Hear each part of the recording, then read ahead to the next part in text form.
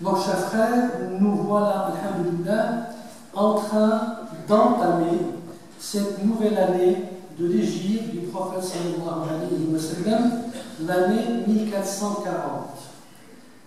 Eh bien, nous prions Dieu pour que cette année soit une année de paix, une année d'amour, une année de foi, une année de retour vers Dieu subhanahu wa ta'ala. Une année où les liens de chaque croyant avec Dieu seront plus forts, Inch'Allah. Une année de sauvegarde. Eh bien, au début de chaque année, chacun, bien sûr, a des aspirations, a des volontés, a peut-être des plans, des stratégies dans sa vie.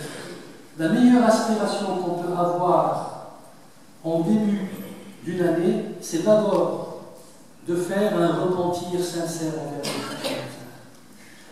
Dieu, de regretter tous les méfaits que nous avons faits dans l'année précédente en espérant que Dieu nous pardonne, Inch'Allah. C'est pourquoi le prophète sallallahu nous a conseillé, justement, en début d'année, le 10e jour du début de l'année, de jeûner le jour de Ashura, qui était hier, pour que Dieu nous pardonne une année passée. Pour que Dieu nous pardonne une année passée. Pour qu'on puisse entamer cette nouvelle année avec de nouvelles aspirations, avec de nouvelles résolutions. Donc la meilleure aspiration, la meilleure résolution, c'est d'abord de demander pardon à Dieu et de faire ce repentir sincère. Et puis, de chercher à adorer Dieu avec une science utile. Avec science, apprendre la religion, apprendre comment cheminer vers Dieu, apprendre comment améliorer son comportement envers Dieu, envers soi-même et envers son prochain. C'est ça la résolution que chacun doit faire, Inch'Allah, dans cette année. يقول الله سبحانه وتعالى والله خلقكم من بطون أمهاتكم لا تعلمون شيئا وجعل لكم السمع والأبصار والأفئدة لعلكم تشكرون.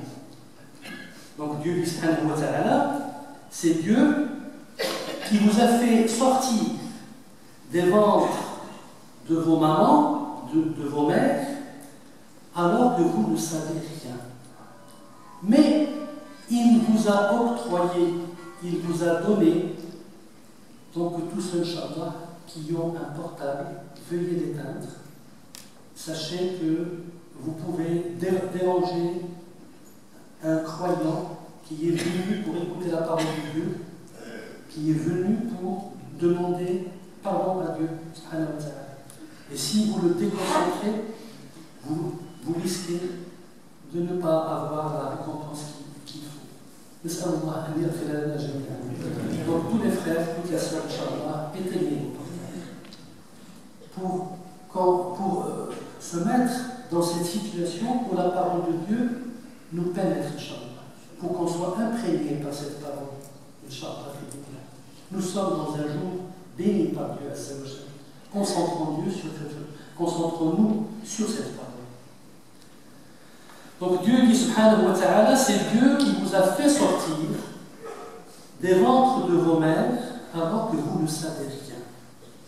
Mais il vous a octroyé des ouïes, des oreilles pour écouter, des vues, donc des yeux pour voir, et puis des cœurs pour sentir. Ça veut dire que Dieu vous a donné des moyens pour apprendre la science. Il vous a créé sans science, mais il vous a donné les outils pour l'apprendre. Les oreilles, les yeux et les cœurs. Pourvu que vous puissiez atteindre le degré de la reconnaissance, que vous soyez reconnaissant envers Dieu. فإذا كم من إنسان خلقه الله جاهلا وأعطاه السمع والبصر والفؤاد ولكنه بقي طيلة حياته جاهلا ولم يسمع لقول الله عز وجل ولم يفهم ولم يتعلم أذنه وبصره سمعه وبصره وفؤاده بقوا عاطلين. نسأل الله أن يجعلنا ممن يستمعون فيتبعون أحسنه. روى أنس عن رسول الله صلى الله عليه وسلم أنه قال: طلب العلم فريضة على كل مسلم رواه الإمام أحمد. Donc Anas rapporte que le prophète la recherche de la science est une obligation sur chaque musulman. فإذا أصبحت فريضة. أعطاك الله الأذن وأعطاك العقل وأعطاك الفؤاد، فإذا أصبح عليك فريضة أن تبحث عن العلم، أن تتعلم في دين الله سبحانه وتعالى. فإذا أصبحت فريضة. اختلف العلماء عن هذا العلم ما هو الذي هو فريضة. فأما الفقهاء فقالوا العلم المفروض هو علم الفقه، يجب على المسلم أن يتعلم الفقه، أي كيف يتوضأ وكيف يصلي وكيف يحج وكيف يزكي إلى آخره. أما المحدثون والمفسرون فقالوا العلم المفروض هو علم الكتاب والسنة. وأما علماء الكون يعني الفلكيون والحسابيون والأطباء فقالوا هذه العلوم هي التي مفروضة علينا أن نتعلم علم الطب وعلم الحساب وعلم الفلك والجيولوجيا وإلى آخره. وأما الصوفية فقالوا العلم المفروض هو علم الأخلاق وعلم الإخلاص لله سبحانه وتعالى. جمع ذلك الإمام الغزالي في إحيائه ولخصه الإمام ابن الجوزي، ثم لخصه بعده إمام آخر في كتاب اسمه مختصر منهاج القاصدين، يتكلم عن هذه الاختلافات ويقول في آخره أما الحقيقة عن هذا العلم المفروض فهو علم معاملة العبد لربه. هذا هو العلم المفروض، كيف يتعلم الإنسان معاملة الله السبحانه والعلاقة مع الله سبحانه وتعالى. هذا هو العلم المفروض. Donc j'ai dit que cette science obligatoire, il y a eu des divergences entre les savants. Ceux qui s'occupent de la jurisprudence islamique, ils ont dit non, il faut apprendre cette jurisprudence, c'est elle qui est obligatoire. Ceux qui s'occupent bien sûr de l'interprétation, de l'exégèse du Coran, et ceux qui s'occupent des hadiths, etc., ils ont dit non, c'est plutôt il faut apprendre le Coran et les hadiths. Et ceux qui s'occupent de la science, de cette vie d'ici-bas, la science profane, ils ont dit c'est de cette science que parle le prophète. Et puis ceux qui s'occupent des sciences des cœurs, ils ont dit ah non, c'est la science des cœurs dont on parle le prophète. Alors l'imam al-Ghazali et après lui l'imam Ibn al-Jawzi qui l'a tout confirmé, ils ont dit la science utile que le prophète veut dire dans ce hadith, c'est la science du comportement envers Dieu. Elle englobe tout ça. Elle englobe toutes ces sciences-là. Comment tu dois observer ton comportement envers ton Seigneur. Comment tu dois renforcer ce lien envers Dieu subhanahu wa ta'ala. فلذلك في القرآن يقول الله سبحانه وتعالى فاعلم أنه لا إله إلا الله واستغفر لذنبك وللمؤمنين والمؤمنات. Donc c'est pourquoi dans le Coran Dieu dit subhanahu wa ta'ala sache, reçois le savoir que il n'y a de Dieu que Dieu. Ça veut dire que la meilleure science que tu puisses acquérir, c'est de savoir qu'il n'y a de Dieu. Comment faire pour que cette vérité absolue rentre dans ton cœur et t'imprègne de l'intérieur et de l'extérieur. هذا هو فاعلم أنه لا إله إلا الله. فاعلم أنه لا إله إلا الله. أمن هو قانتنا آناء الليل ساجدا وقائما يحذر الآخرة ويرجو رحمة ربه قل هل يستوي الذين يعلمون والذين لا يعلمون إنما يتذكر أولو الألباب. Est-ce que tu tu as vu l'exemple de celui qui est debout pendant les nuits entre les mains de son Seigneur. Il craint le jour dernier en espérant le visage de son Seigneur, en espérant la face de son Seigneur. Dis, est-ce qu'ils sont égaux, ceux qui ont la science et ceux qui n'ont pas la science? Certes, ceux qui ont des cœurs éveillés se rappellent. Ça veut dire que la science ici, c'est celui d'abord qui est debout entre les mains de son Seigneur pour se rappeler de ce jour de la rencontre ultime avec Dieu, subhanahu wa ta'ala.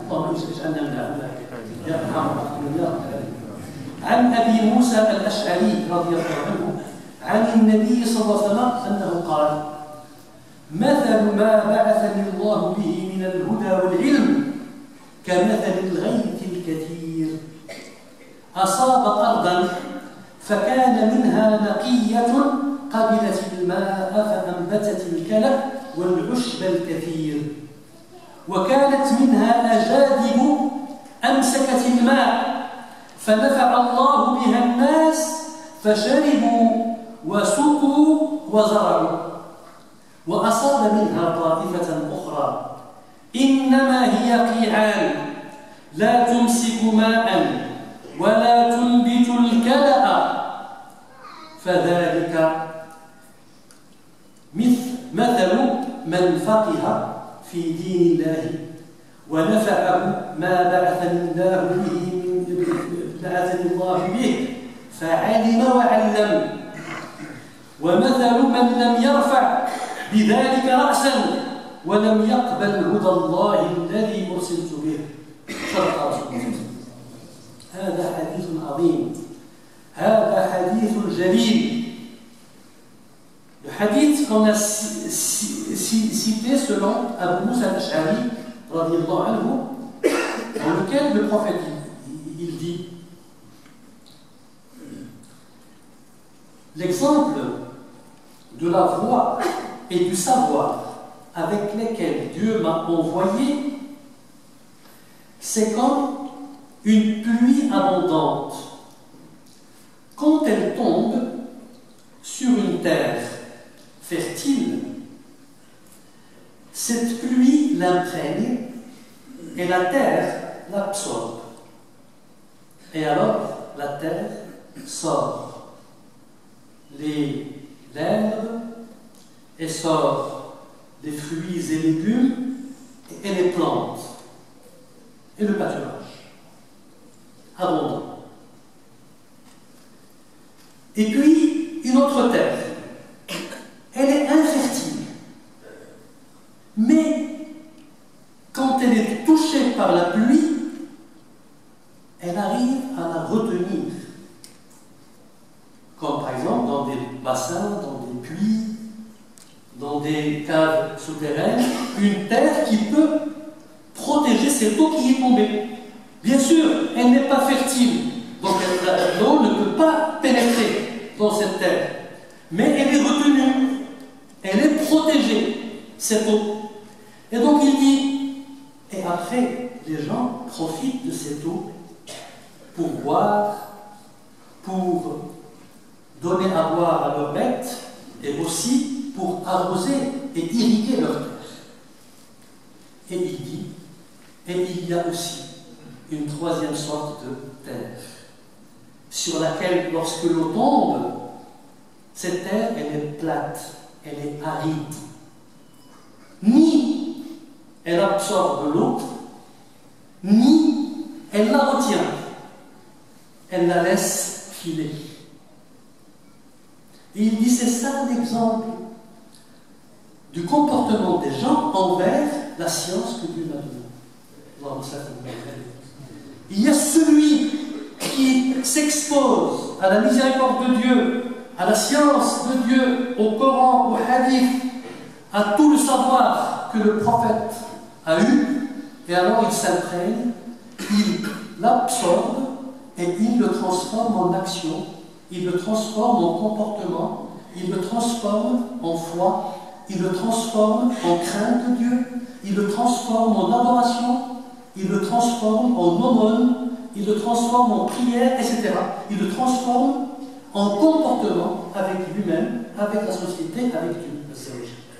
Ça, c'est la terre fertile, qui a reçu l'eau, et qui a absorbé l'eau, et qui a sorti le pâturage. Voilà. Et il y a d'autres. Ils ont reçu la science, ils l'ont apprise. Mais le problème, ils ont du mal à la mettre en pratique. Mais ils ont quand même, on va dire, l'avantage de l'avoir apprise, cette science. Ils vont la transmettre aux gens. C'est comme l'eau, la terre qui retient l'eau mais qui la donne aux gens. Peut-être qu'eux ne vont pas profiter directement de cette eau, mais ils vont la transmettre. Il y a d'autres personnes qui vont la boire, qui vont irriguer leur terre avec. Et dans les deux cas, ce sont des personnes valeureuses.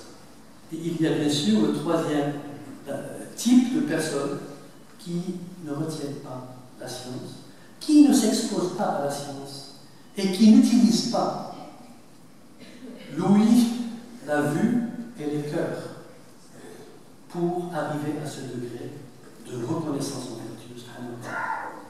Alors ceux-là, le prophète sallallahu il les a mis en dernier. اللهم نسألك أن نجعلنا من الأوائل صدقا الذين يستمعون القول فيتبعون أحسنه. لذلك الرسول صلى الله عليه وسلم على ذلك كان يتعوذ دائما يقول اللهم إني أعوذ بك من علم لا ينفع. اللهم إني أعوذ بك من علم لا ينفع. Seigneur, je me réfugie auprès de toi d'une science inutile, d'un savoir inutile. Ça veut dire qu'il y a la pluie qui tombe, mais la terre ne retient rien. Ni dans les puits, ni elle l'absorbe, ni elle sort le pâturage. Et combien de personnes, ils écoutent les conférences, ils écoutent les khutbahs de Jumu'ah, ils écoutent les doros. Et puis une fois la prière finie, eh bien, on peut les trouver devant la mosquée en train de faire le contraire de ce qu'on a dit. Complètement.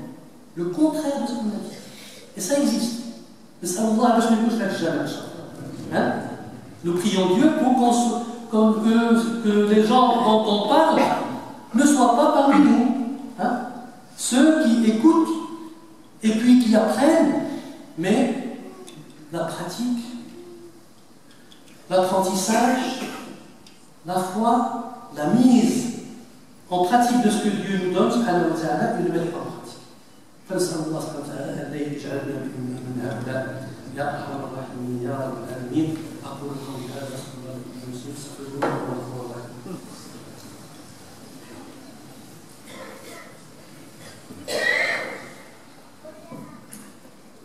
الحمد لله نحمده حمد الشاكرين ونعوذ به استعاذة المنيبين ونتوكل عليه توكل المحسنين. اللهم اجعلنا جميعا من المحسنين يا ارحم الراحمين يا رب العالمين. Donc, chers frères, chers sœurs, pour mettre Inch'Allah en pratique ce qu'on a dit, notre mosquée, alhamdulillah, organise plusieurs séances dans lesquelles on invite les fidèles à apprendre le savoir, à apprendre la science, à apprendre le Coran, à apprendre le hadith du prophète sallallahu alayhi wa sallam, à apprendre le comportement avec Dieu subhanahu wa ta'ala. Donc parmi les séances, il y a notre cheikh, alhamdulillah, le cheikh Haïda, qui propose des séances d'apprentissage du Coran ou d'apprendre à lire le Coran sans erreur. Eh bien, tous les vendredis et tous les lundis, entre 18h et 20h. Inch'Allah, vous êtes tous les bienvenus. Inch'Allah.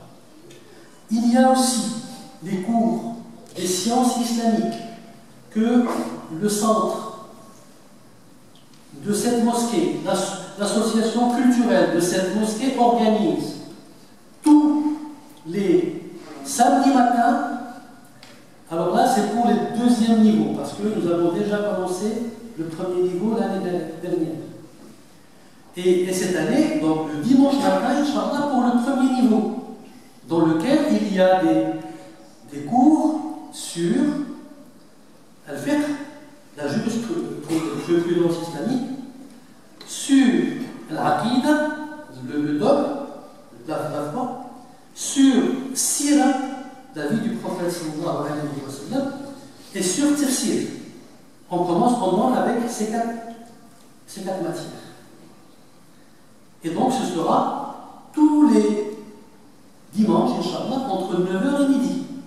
Donc pour ceux qui ont la possibilité, vous pouvez vous inscrire pour apprendre la science, pour que Dieu subhanahu wa ta'ala nous donne la possibilité d'utiliser nos oreilles, nos yeux et nos cœurs afin de nous rapprocher de notre Seigneur subhanahu wa ta'ala. Donc, chères sœurs, chers frères, après la prière, Inch'Allah, nous aurons une prière sur le mort. C'est 2 hommes et une femme. فنسأل الله أن يرحمهم جميعا يا أرحم الراحمين يا رب العالمين. اللهم اجعل جمعنا هذا مرحوما واجعل تفرقنا من بعده سلم الشر معصوما ولا تجعل منا ولا معنا ولا فينا شقيا ولا محروما ولا معذبا بالنار يا أرحم الراحمين يا رب العالمين. اللهم إنا نسألك أن تعلمنا علما ينفعنا في دنيانا وآخرتنا ونعوذ بك من علم لا ينفع ومن دعاء لا يستجاب يا أرحم الراحمين يا رب العالمين. اللهم ارحم آباءنا وأمهاتنا وأزواجنا وذريتنا. اللهم املأ قلوبنا وقلوبهم بالإيمان واسلك لنا وإياهم طريقا الإحسان واجعلنا وإياهم من أهلك أهل القرآن يا أرحم الراحمين يا رب العالمين. ارحمنا جميعا فوق الأرض وارحمنا تحت الأرض وارحمنا يوم العرض. اللهم كما عرفتنا على رسولك صلى الله عليه وسلم في هذه الدنيا فعرفنا عليه غدا يوم القيامة وألحقنا بمنزلته وألحقنا بحوضه واسقنا من يده شربة هنيئة لا نظمأ بعدها أبدا يا أرحم الراحمين يا رب العالمين. اللهم صل عليه وعلى آله وصحبه في الأولين والآخرين إلى يوم الدين. إن الله يأمر بالعدل والإحسان وإيتاء ذي القربى وينهى عن الفحشاء والمنكر والبغي يعظكم لعلكم تذكرون ولذكر الله أكبر والله يعلم ما تصنعون وأقم الصلاة.